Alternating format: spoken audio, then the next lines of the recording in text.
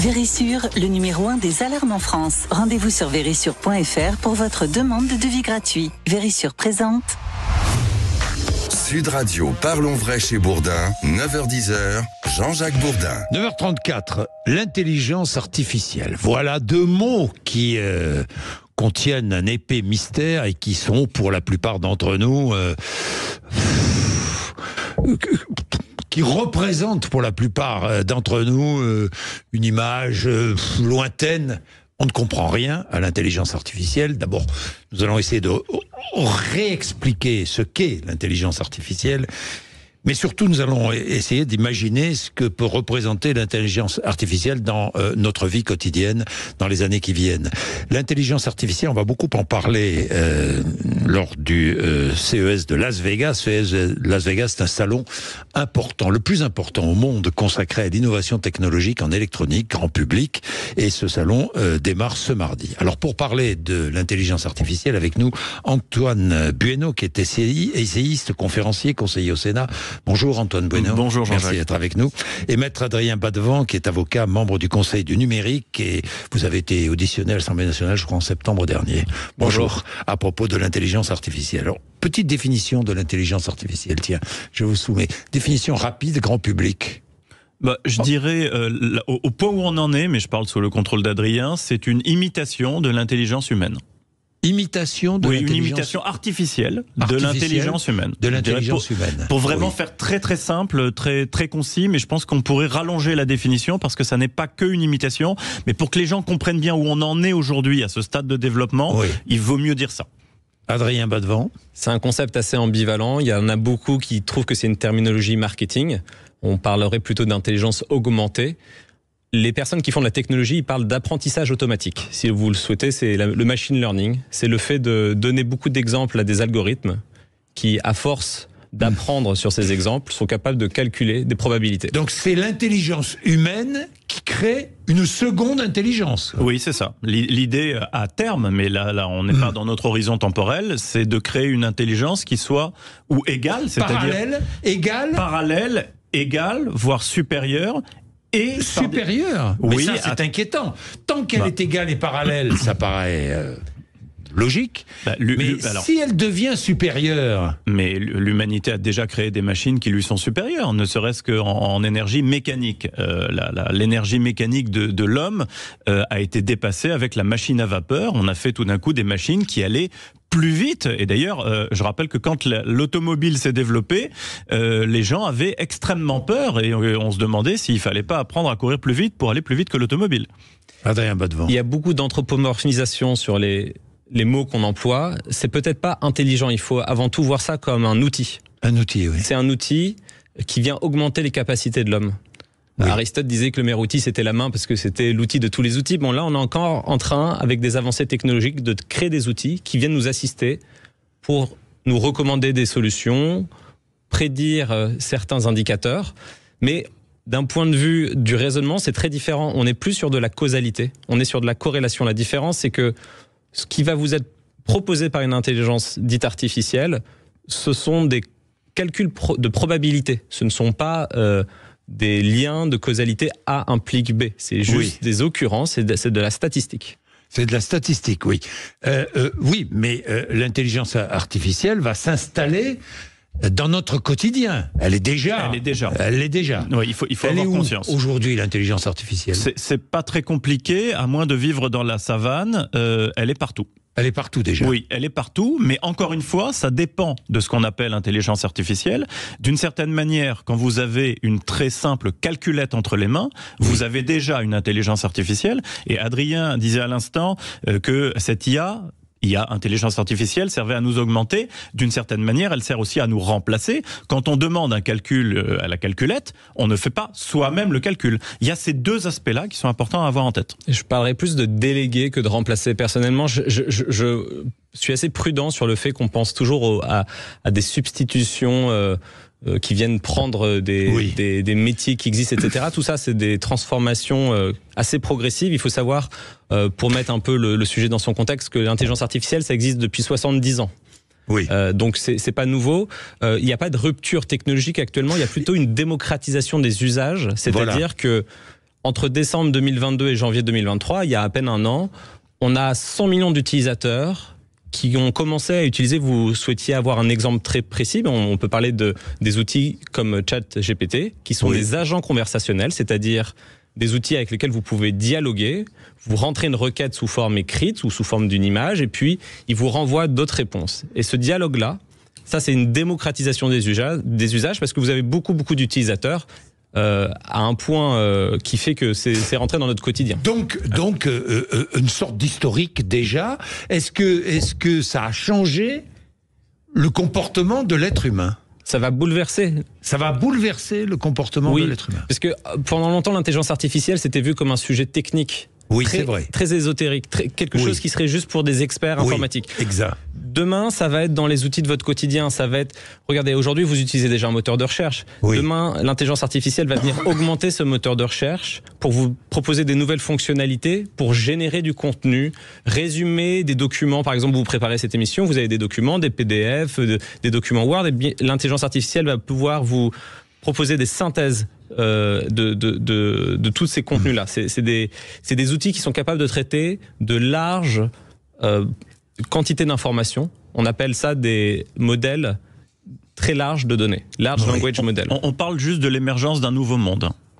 Je voudrais vraiment bien peser les mots. C'est l'émergence d'un nouveau monde. Oui, moi j'adore dire le contraire de ce que tout le monde dit en général. Donc j'aimerais aujourd'hui pouvoir dire mais non, il se passe rien, c'est pas une révolution, etc. Ça serait totalement débile. Il se passe quelque chose d'énormissime. Et on n'en a pas conscience. Je vous donne juste un chiffre. Aujourd'hui, il y a 15 millions d'objets qui utilisent de l'intelligence artificielle plus ou moins développée. Demain, c'est-à-dire à la fin de cette décennie, c'est 2,5 milliards. Dans votre moindre grille-pain, réfrigérateur, et puis on pourrait name it, le nombre d'objets, tous les objets pratiquement du quotidien, c'est ce qu'on appelle, on a appelé, c'est daté ça, mais l'internet des objets, il y aura de l'intelligence artificielle, elles se parleront, elles se répondront, et ça fait émerger une nouvelle société. Une nouvelle, vous êtes d'accord En fait, c'est comme l'avènement de l'électricité. C'est des technologies d'usage général. C'est quelque chose qui est disruptif et qui vient de manière très transversale bouleverser plusieurs secteurs. C'est notre rapport à la culture, c'est notre rapport à la mémoire, puisque vous déléguez certaines des tâches. Vous avez parlé de calculatrice, mais là on parle de choses qui sont encore plus augmentées, bien entendu.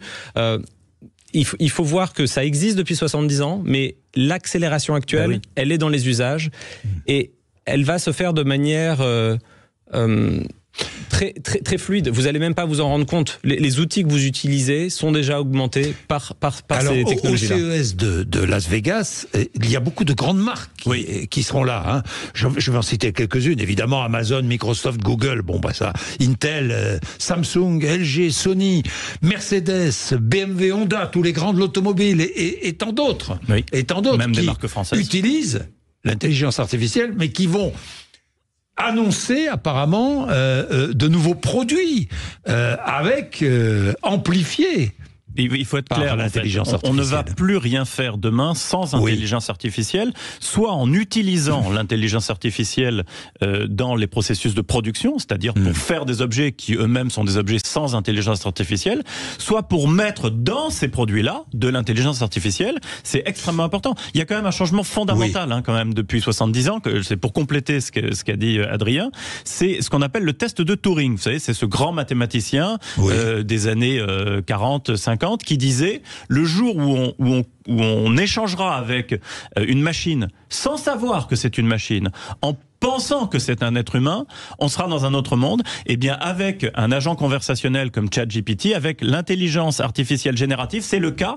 On ne peut plus être sûr qu'on parle à intelligence artificielle générative qui traite le texte, le son et l'image. Absolument. Absolument. Aujourd'hui. C'est à partir de ça que quand on voit une vidéo, quand on voit une photo ou quand on voit un texte, on ne peut pas savoir ce qui est vrai, ce qui a été produit par un humain. C'est intéressant.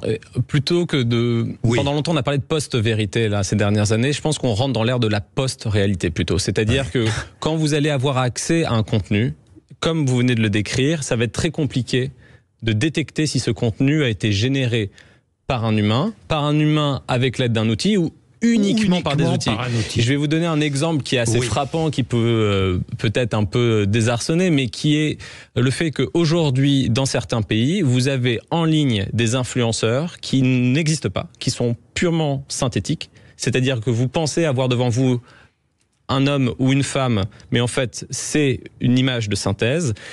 Ils font des campagnes de publicité où ils génèrent des chiffres d'affaires mirobolants et c'est purement synthétique.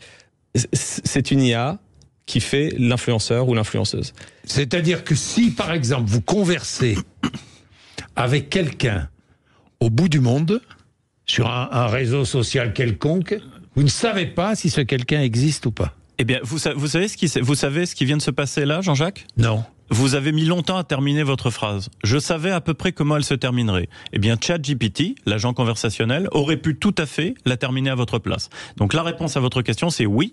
Aujourd'hui, vous conversez avec quelqu'un au téléphone. Vous ne pouvez pas savoir si c'est un être humain ou pas. Je suis en train de chercher, je ne sais pas, une destination, par exemple. Ça existe déjà. Ça existe déjà. C'est-à-dire qu'une intelligence artificielle me fournit une fausse destination, quoi, en quelque sorte. Ou une très bonne recommandation. Je pense qu'il faut, il ne faut pas voir toujours... C'est-à-dire qu'on ne peut plus se fier... Pardon, on va en parler, tiens.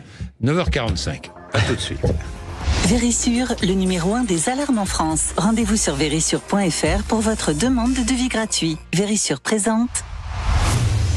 Sud Radio, parlons vrai chez Bourdin, 9h-10h, Jean-Jacques Bourdin. Nous parlons du développement de l'intelligence artificielle ce matin sur l'antenne de Sud Radio. Antoine Bueno est avec nous, essayiste, conférencier, conseiller au Sénat, et maître Adrien Badevant, qui est avocat, membre du Conseil du numérique. Alors, ça avance, l'intelligence artificielle, que les choses soient claires, sur tous nos écrans. Franchement, nous ne saurons plus si ce que nous regardons ou si les conversations que nous tenons sont vraies ou fausses. Non ?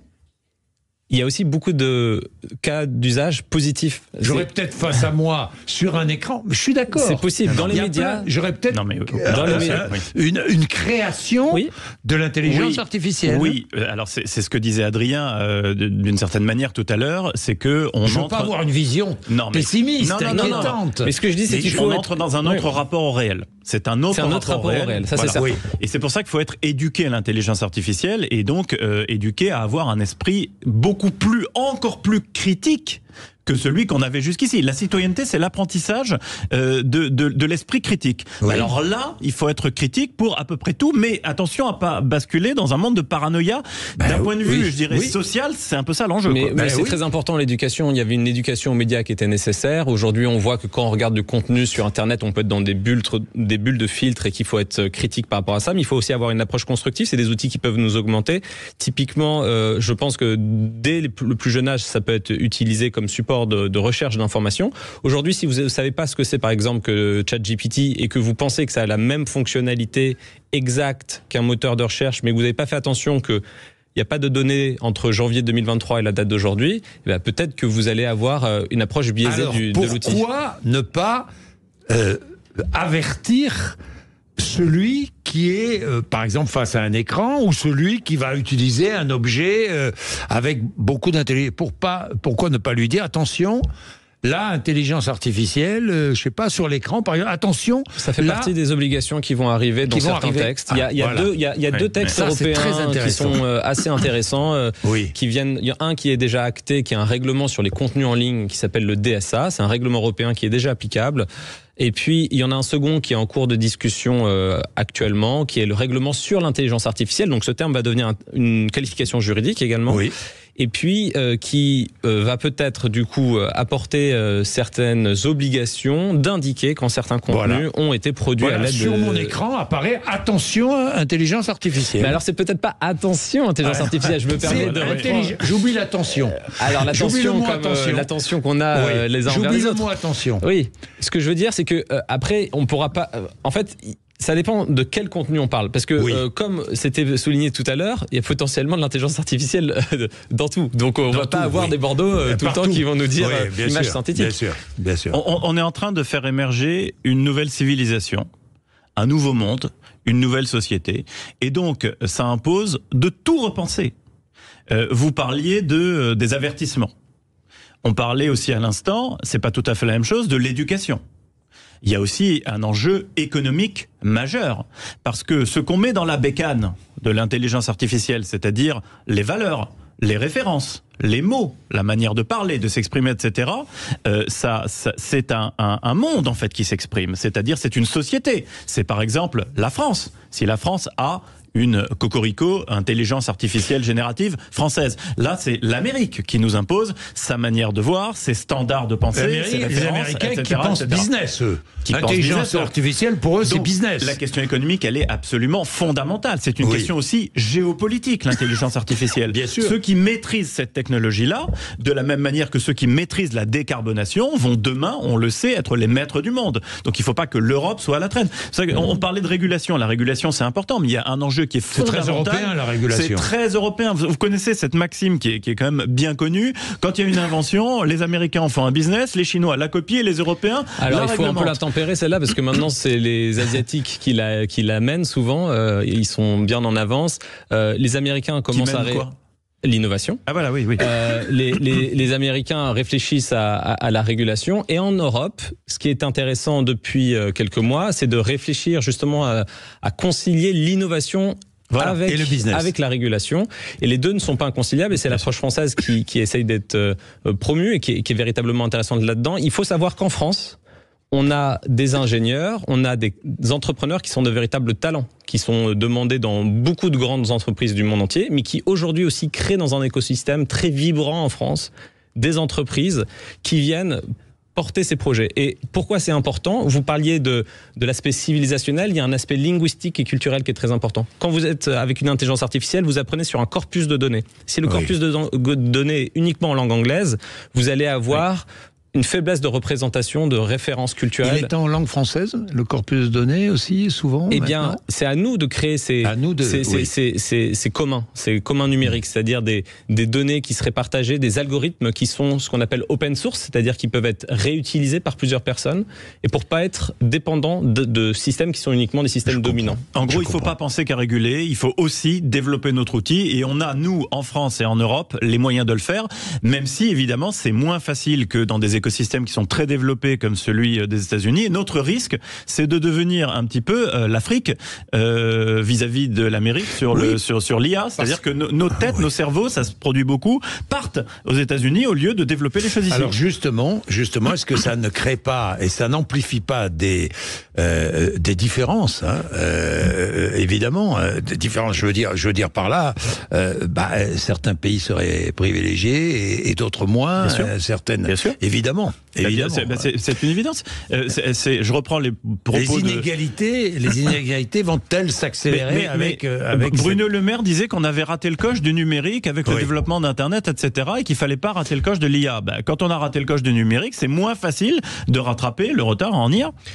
Le sujet de préoccupation principal, c'est que toutes ces intelligences artificielles dépensent de puissance de calcul importante. Donc il faut aussi avoir une réflexion par rapport aux impacts environnementaux, mais ces puissances de calcul sont à la main de quelques grands acteurs dominants et donc c'est là-dessus aussi qu'il y aura du droit de la concurrence qui va s'appliquer. Merci messieurs. Merci. Passionnant. On aura l'occasion d'en reparler. 9h57. Nous allons, après les infos, écouter Valérie Expert et Gilles Gansman qui vont recevoir Mathieu Bey, directeur des programmes d'Endemol Shine France.